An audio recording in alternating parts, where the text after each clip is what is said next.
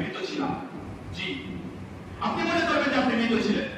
কিসের আপনি ধন্য হতে আনন্দ নিয়ে মনে করছেন যে আমি খুব ভালো? জি না, আপনার মনে হবে যে আমি এতদিন মৃত ছিলাম। সেই জন্য কখনোই সাহস করবেন না যে কোরআন ও হাদিসের শিক্ষাকে আপনি নিচু মনে করবেন। কোরআন ও হাদিসের শিক্ষার উঁচু হওয়ার জন্য এতটাই যথেষ্ট যে এই শিক্ষার বিষয়বস্তু হলো আল্লাহ তাআলার কথা। এই শিক্ষার বিষয়বস্তু হলো আল্লাহ তাআলার স্বয়ং আল্লাহর কথা। আপনার কাছে যদি আল্লাহ তাআলার চাইতে অন্য কিছু সম্মান বেশি হয়, তাহলেই আপনার কাছে কোরআন ও হাদিসের শিক্ষার চাইতে অন্য শিক্ষা মূল্যবান হবে। যদি আপনার কাছে আল্লাহ তাআলার কথা কোরআনের চাইতেও অন্য কোনো লাইন, অন্য কোনো বাক্য, অন্য কোনো শব্দ বেশি মূল্যবান হয়, তাহলেই আপনার কাছে কোরআন ও হাদিসের শিক্ষার চাইতে অন্য শিক্ষা মূল্যবান হবে। আমরা যে শিক্ষার দিকে ছুটে বেড়াচ্ছি, সেই শিক্ষা থেকে আমরা আসলে কি পেয়েছি সেটাও ভেবে দেখিনি। কি আসলে পেলাম এতদিন পর্যন্ত? কজন আমরা চাঁদে চলে গেলাম, কজন আমরা মঙ্গল গ্রহে বাড়ি বানিয়ে নিয়েছি, কজন আমরা সায়েন্টিস্ট হয়ে গেছি, কজন কি করে ফেলেছি আল্লাহু আ'লাম। কি এমন করে ফেলেছি বুঝতেই পারি না।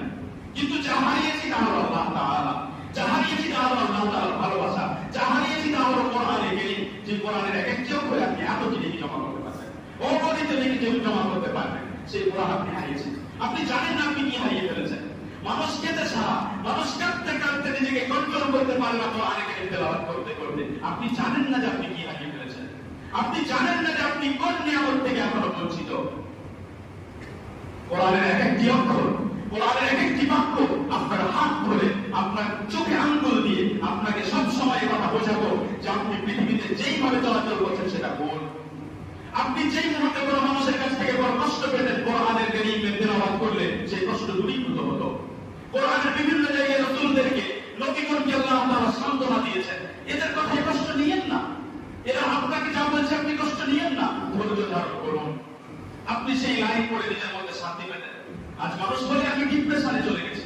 আজ ডিপ্রেশনে যারা অসুস্থ তাদের সংখ্যা দেখুন, তাদের পরিসংখ্যান দেখুন। ডিপ্রেশনের কারণ কি? ডিপ্রেশনের কারণ হলো যে আপনি যেই কারণে শান্তি পেতেন সেটা ছেড়ে দিয়েছেন। আপনি এমন জায়গায় শান্তি খোঁজ করছেন যেখানে শান্তি নেই। আল্লাহ সুবহানাহু ওয়া তাআলা বিভিন্ন জায়গায় স্পষ্ট করেছেন যে শান্তি একমাত্র ঈমান ও নেক আমলে রয়েছে। মানতেই পারি, মনে করছি যে চাকরি পেতে হবে, সে যাই করে হোক না কেন।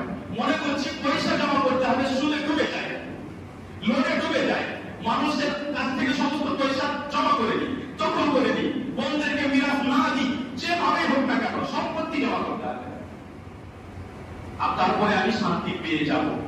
আসলে পেয়েছেন? আসলে পেয়েছেন? যে মানুষগুলো ফজরের